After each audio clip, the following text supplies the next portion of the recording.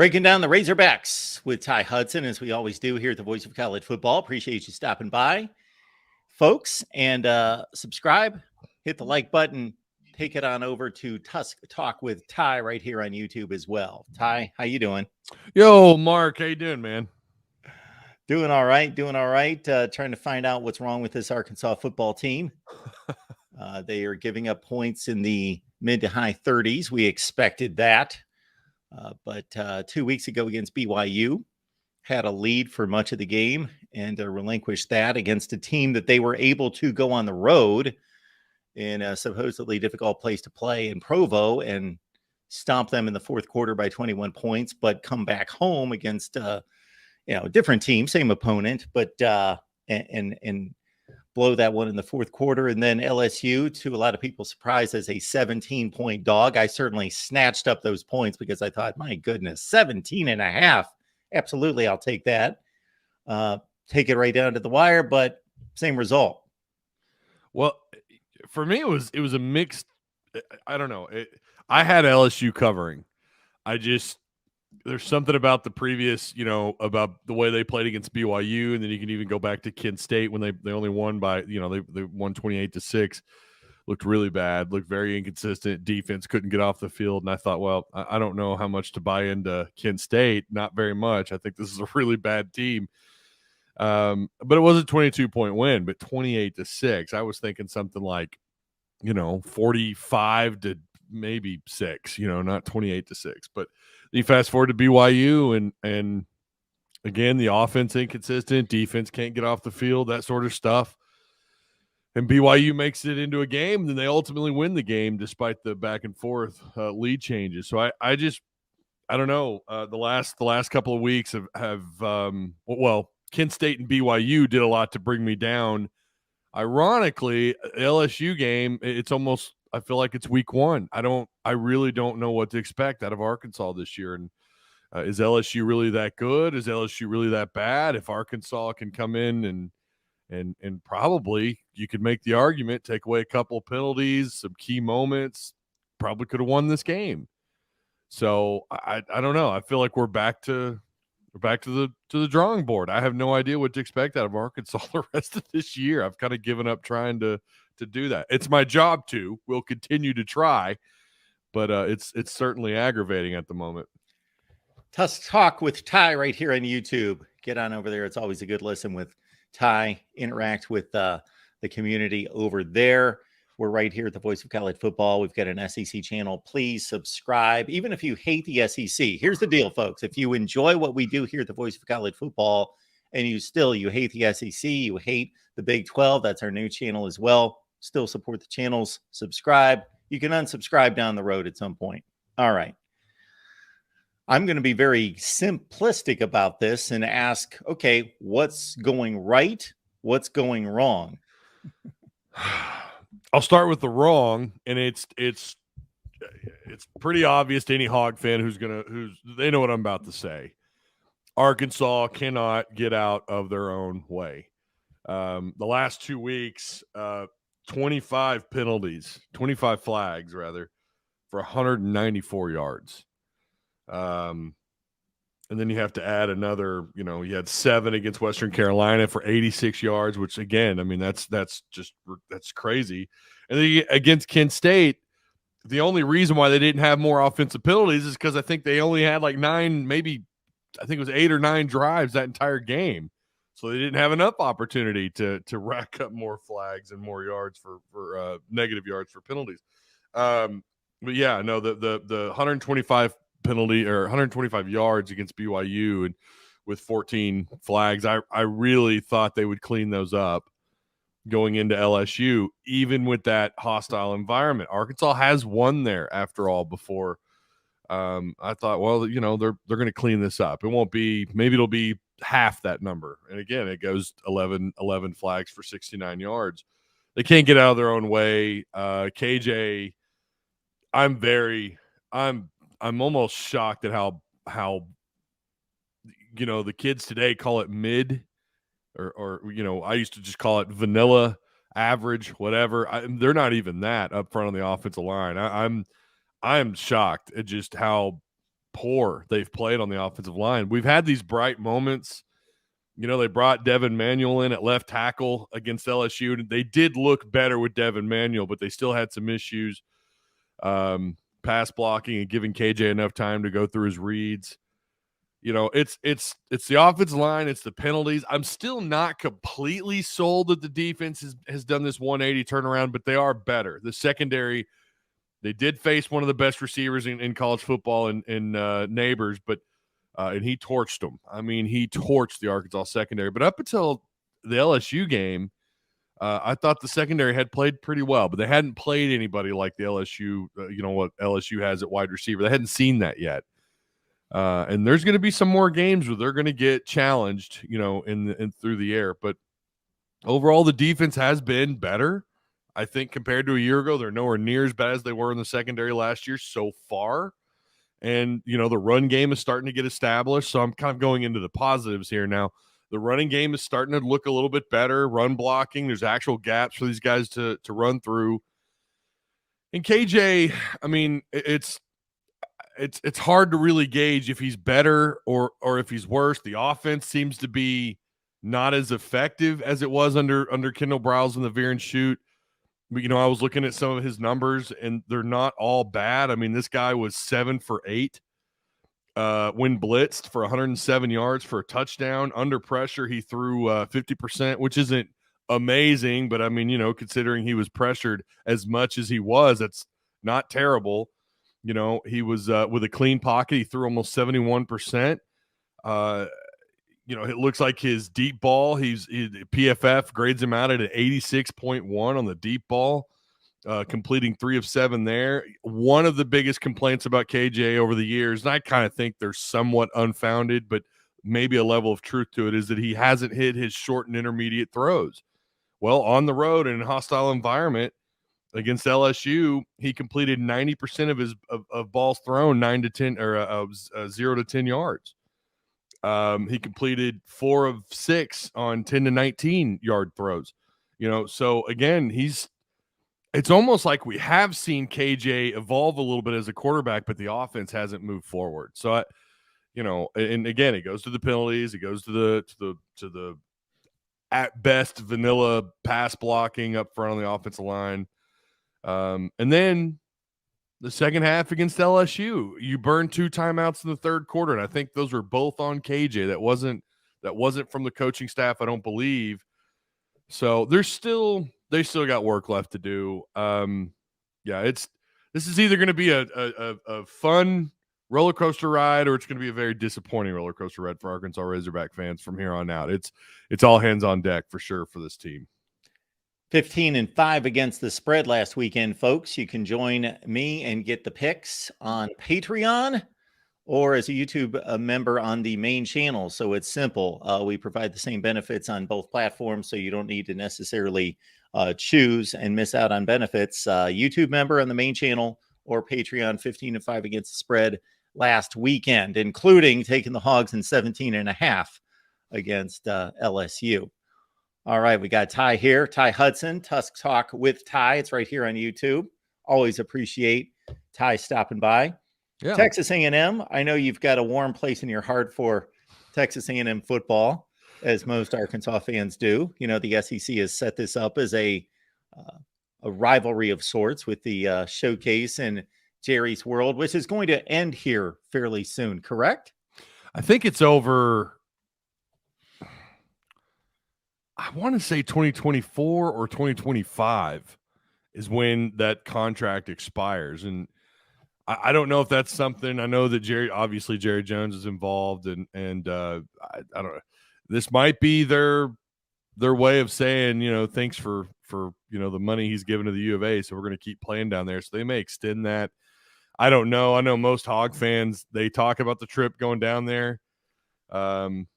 To AT&T Stadium in Arlington. They talk about it. I've never heard a bad thing about it, but that they would prefer that this game be at home. It's a recruiting disadvantage for both teams, mostly for Arkansas, because you can't take players, you can't take recruits to official visits on an off campus site or stadium. So It's just like when they play down in Little Rock. You can have unofficial visits. You can't have official interaction type visits, with these off-campus visitors. And so it's a big recruiting disadvantage. But at the same time, I mean, a point can be made that there's, Arkansas recruits that area heavily, and those kids, some of them down there want to play in that building. So, I think it's going to come to an end.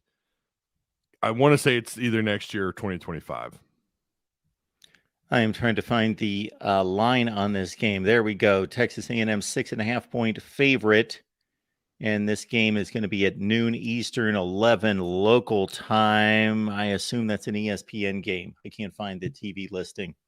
It says the SEC Network on. Okay. Yeah. Yeah. And ESPN has it as, it's similar. It's a 7-point spread right now in A&M's favor. And I think that's probably, I mean, I don't want to give too much away about what, because I do all my real in-depth breakdowns on Friday, but I could see that. I would have guessed about 7 or 10-point spread. I saw Texas A&M play the majority of the game in Miami, and they looked primarily a mess. They were given 2 gifts early, like special teams gaffes, like handing you the football, and they turned it into 10 points, and then they just squandered the lead after that. Got ripped up in the secondary. The offensive line couldn't pass protect. I give Connor Weekman a lot of credit. He was thrown around like a rag doll the entire game and did everything he possibly could to stay in the game. And they do have excellent talent in pockets. It just seems like a dysfunctional team. I know that they've completely just beat up on 3 inferior opponents, but the Auburn win was impressive. I'm not going to put them in the category, obviously, as their G5 wins, but my goodness, they gave up practically nothing against Auburn. Auburn scored a defensive touchdown, otherwise like nothing in that game. So Texas A&M can play some defense. Yeah, they certainly look. And I know their offense too is kind of on fire too. They're averaging something like 400 and it's like 450 a game or something. Like you said, though, a lot of that against inferior teams. They lost the only legit matchup they had. I've not been big on Auburn. I like the hire. I like who they got at head coach, but I've kind of thought that's probably going to be a 3-year deal for them to get kind of flipped around. Maybe 2 years, because it is Auburn. They're going to be able to attract some pretty good talent, and they've got a good staff that recruits really well over there. So maybe next year they'll be a little bit better competitors. I could be wrong. Auburn could be really good, and A&M's just that much better. Again, don't know yet, but it's kind of crazy. And I think you and I have talked about this before a number of times, that the transfer portal has changed the landscape so much. I don't know that we really know who anybody is until like week 8. It's just crazy. But I certainly I want to see how Arkansas responds to this pass attack. Of course, it's, Bobby Petrino's the offense coordinator, so they got to go up against him again. And we know what he did with far less talent. He made it a game, but that was a completely different defense. So there's kind of an advantage there. Petrino has not seen this defense in person, unless that, had they kept Barry Odom, that would be a different story. But he's off doing his head coaching thing, so completely different look on defense. I would even argue more aggressive. Secondary, again, has done really well. I saw a huge improvement up until the LSU game. And, of course, with that LSU passing attack, that's not surprising. They're going to do that to everybody, maybe outside of Alabama. But, yeah, this is going to be this is an interesting matchup, because you kind of feel like, too, A&M, if they drop this, they do look down on Arkansas, despite the fact Arkansas having the more wins over A&M throughout school history. This was a pretty good rivalry back in the Southwest Conference days, I'm told, by the older generation. So, but they look at Arkansas as an inferior opponent, and you see how Arkansas struggled over the weeks. They've underperformed mostly on offense. If Arkansas gets this win, Jimbo's, I don't know. I really wonder what the outcome of the year is for Jimbo at A&M. Ty, it's unfortunate for the Hogs that they haven't been able to put together the type season that they had under Bobby Petrino those 2 consecutive years, or something like what they did 2 years ago, because this SEC Western Division, I fully expect Alabama to come back to some semblance of form, not dominant vintage Alabama to a Tagovailoa, Bryce Young at quarterback, Mac Jones. I don't expect that. I don't think they're that good to dominate the nation, and I think they've shown us enough to see the chinks in the armor. But they're good. I think they will battle LSU. I think that's clear cut in a sense, that those are the two best teams. But at the same time, they're not the two best teams like we've seen these powerhouse Alabama LSU teams of the past decade to 15 years, where there would have been an opportunity this year to grab that Western Division with a different Arkansas team. Well, and I hate to do this, and I try not to be the woulda, coulda, shoulda guy. That's, if you want my opinion, that's kind of been Pittman or Sam Pittman's majority of his time here. His 3 of his 4 years so far, or I should say 2.5 plus years, or 3.5 plus years. It's been a lot of woulda, coulda, shoulda. Woulda, coulda, shoulda against BYU. Woulda, coulda, shoulda against LSU. You take away some of these mistakes. It's like they have. It's like they have a good team. They just haven't found it yet. The talent is there. I really think the talent, and it's why I was so big on them this year. And with Enos kind of sliding in when he did, it's a very similar situation when he came in 2015. I know some big Enos fans who are huge on this hire. Very few, I'll be honest with you. Know several people that hated this hire and felt like, you're not going to get that 2015 Enos, and so far they haven't. But there is somewhere, I think there is talent on this team. I certainly believe somewhere deep down there is a solid team to be found here. They just have to get out of their own way. And like you said, the SEC, I think the SEC West is taking. I think the SEC overall is just taking a big step back this year so far. I'm like you. I said coming into the year, with all the change and then who they kept on the offensive side of the ball, the Crimson Tide, that is. I don't know if that were anybody else, they would be ranked anywhere near the top 5 like they were. I think they were 4th or 5th, if I remember right, preseason AP. I don't know that they would have been ranked inside the top 10. I was not big on what they had coming back on the offensive side of the ball. However, I knew their defenses looked like it was going to be really good. So maybe there is a claim there for them to be ranked as high as they were. I'm like you. I think Alabama will find themselves. Ole Miss, I kind of thought Ole Miss was going to win that game. Not going to lie. I actually picked Ole Miss. I didn't have a good weekend on my picks, Mark. Not at all. But I thought Ole Miss was going to do something. I thought they were going to beat Alabama. But what's the story on a lot of SEC teams, right? Like, how good or bad is LSU really? How good or bad is Alabama? What about Florida? What's going on with them? They go on the road to Utah. They lose what I thought was was not an embarrassing loss for them at all. Utah ranked at the top 12 or top 14 at the time. And everyone's like, well, Florida's going to be lucky to make a bowl game. Well, now they're ranked. They beat Tennessee at home. And all of a sudden, that game for Arkansas down the road in Gainesville doesn't look like what it once did at one point in time in the preseason. So a lot of questions. Missouri's another one.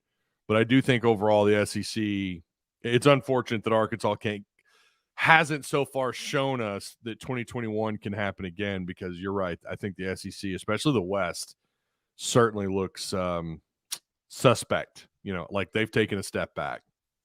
Arkansas appears to be in this bag of 40 or 50 teams across America that can show up at different times in different fashions, and you don't know who you're going to get from week to week, because I got to think that if they put down the performance that they showed in Death Valley a week earlier, they beat BYU, because BYU is not as good as LSU, and it was a home game.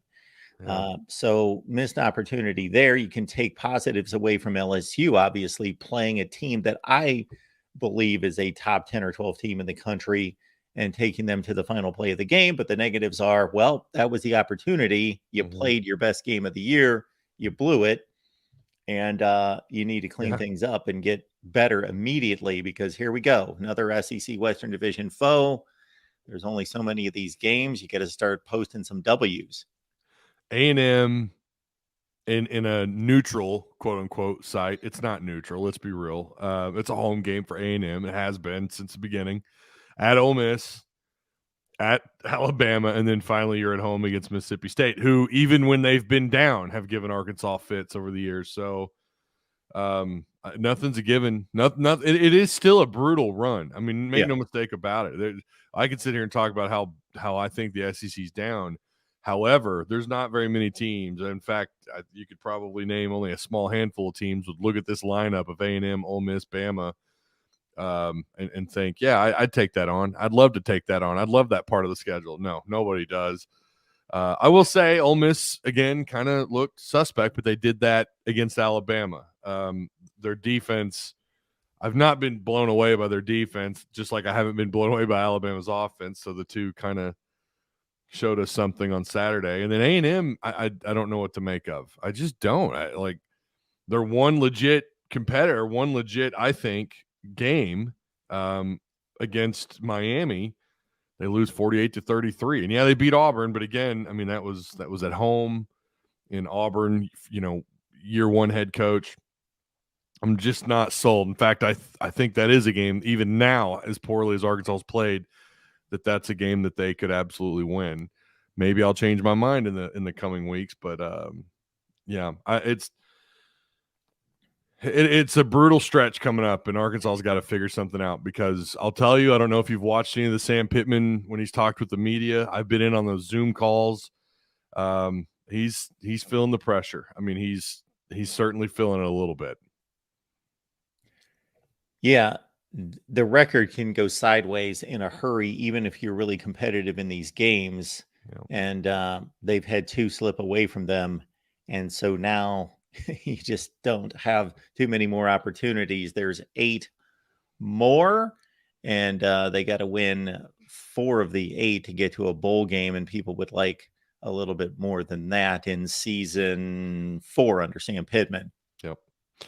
Yeah.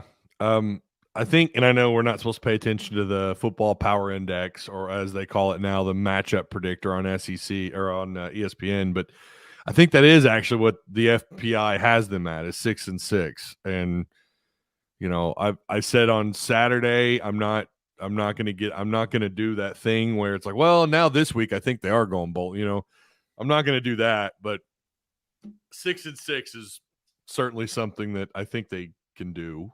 But if they cannot get out of their own way, if they can't be more consistent on offense, it's going to be a long, long year. And I'm going to tell you, his seat, I do think if they don't make a bowl game, it's a numbers game at that point. I really think that like 4-8, it's going to be hot and heavy. It's going to be hot and heavy in the athletic department with Sam Pittman and Hunter Yurchak, the athletic director. So, but then with 5 wins, you could kind of feel they could twist and turn that and do what the politicians do. They can spin it. Oh, well, they were injured. Dwight McGlothern had turf toe. They didn't have Rocket Sanders for the first however many games. This, that, and the other. We were so close to 6 wins. That's kind of that's the threshold for us, apparently. I could see them spinning it, but then like 4-8 or anything less, it's harder to spin. So I do think if I think making a bowl game, he'll still have kind of a warm seat if it's 6-6, but if it's 7-5, well, then he saved the season, right? Oh, well, they figured it out. So yeah, and I think he should listen. If Sam, and I don't want to go down the rabbit hole, well, they should or shouldn't fire him. I don't want to go down that rabbit hole too far, but I guess we've kind of already started a little bit. But Sam there's certainly an issue with penalties, without with the not getting out of their own way. There's a question of discipline. Is this team, are there consequences for these guys when they have penalties? Like, what's going on? There's a number of things starting to stack up. But it does feel like the number 6. If he wins 6 games, he's safe. Maybe his seat's warm going into 2024, but he's not. He won't be fired. And I don't know that he should at 6-6, but I do think that if they miss a bowl game, that conversation should probably be had at the very least. Like, we got to get this figured out.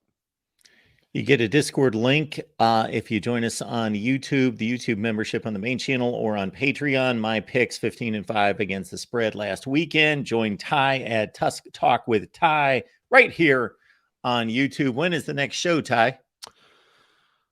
This week it's wild. I'm trying to.